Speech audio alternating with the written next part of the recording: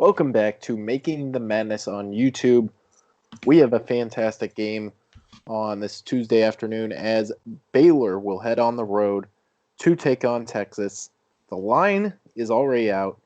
Baylor's favored by 6. It's definitely going to be maybe Baylor's toughest test left on the schedule. I certainly think it's Baylor's uh, toughest matchup in terms of like NBA level talent on the opposing team, because Texas they have a lot of future NBA players, and this is going to be a tough matchup for Baylor, but we'll see if they can get it done and stay undefeated.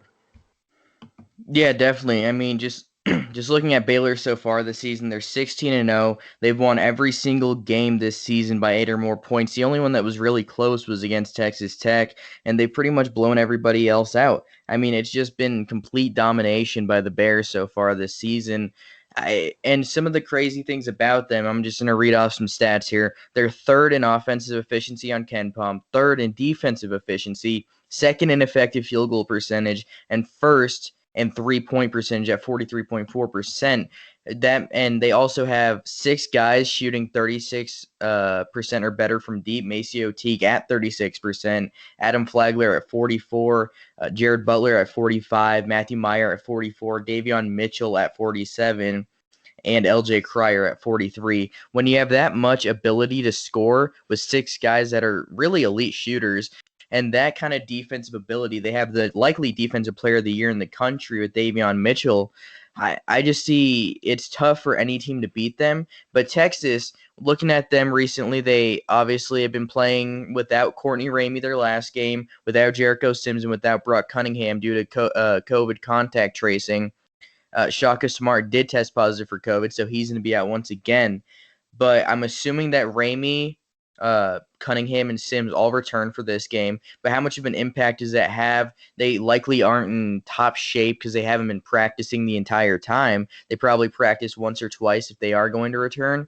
But I think they can give some kind of minutes because the depth was so depleted in their last game against Oklahoma.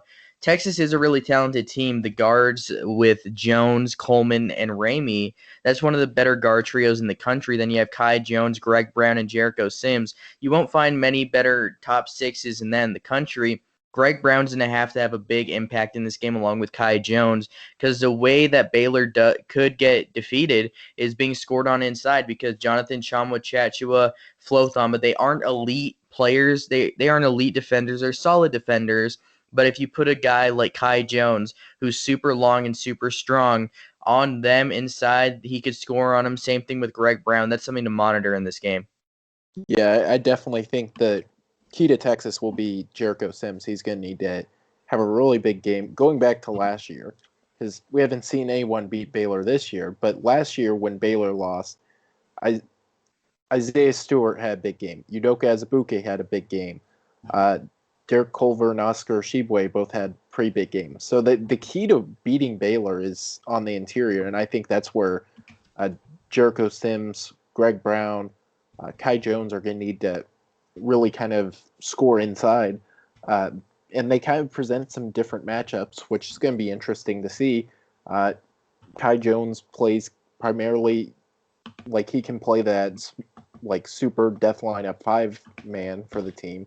Greg Brown, I guess you could do that as well with him. Not sure who you're putting at the 1 through 4, but you can technically put him at the 5. Obviously, Jericho Sims.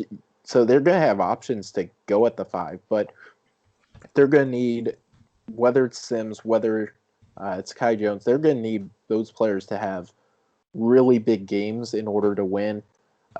This is a Baylor team that, even when they haven't played well, like the Texas Tech game, Jared Butler played his worst basketball of the season. He turns on, has 7 points down the stretch, and they get the 8-point victory. But this is a really deep Baylor team. They have a lot of guys who can make plays. Texas is going to need to score a lot more points than I think they would need to do against other teams. I think they're going to probably need to reach like 75 if they're going to end up winning this game, which is tough to do on a really good Baylor team with, as you mentioned, a top 5 defense and a top 5 offense. They're going to need one to hold the Baylor shooters down a little bit, and then two, of course, going to need to probably, I think, hit that 75 number in terms of offense. So it's going to be interesting to see whether Texas can do that. But I think the smart pick here, and we'll move on to the pick section, is to just take Baylor to win the game straight up.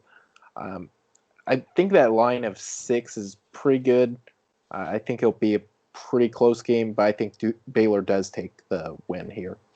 Yeah, I agree. I think Baylor wins, and I think they would cover 6 up to set. I would say even up to 8 if that's where it ends up moving, just because that's how they've won every game this season, by 8 or more. The only really close game they've had was against Texas Tech. They won that one by 8.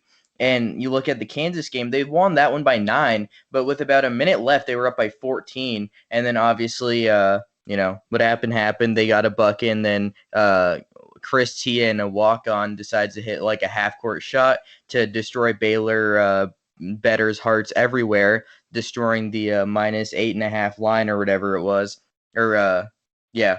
So that 9.5 or whatever. But that's tough scene. You don't like to see that for sure. But I do think that Baylor will be able to win this game by a pretty wide margin. Yeah, it could be close in the first half, but I just see Baylor being the better team. I think they pull away when it's if it's close. Baylor has been battle tested. They've shown the ability to pull away from close games, and I think they just have an instinct to turn it on when they need to, and I think they'll be able to in this one. Yeah, I agree. I think it'll be close. I think Texas puts up a good fight, but it's hard to bet against Baylor. Well, make sure to subscribe to Making the Madness on YouTube. Uh, we have some more content coming out later this week, but make sure to subscribe for more.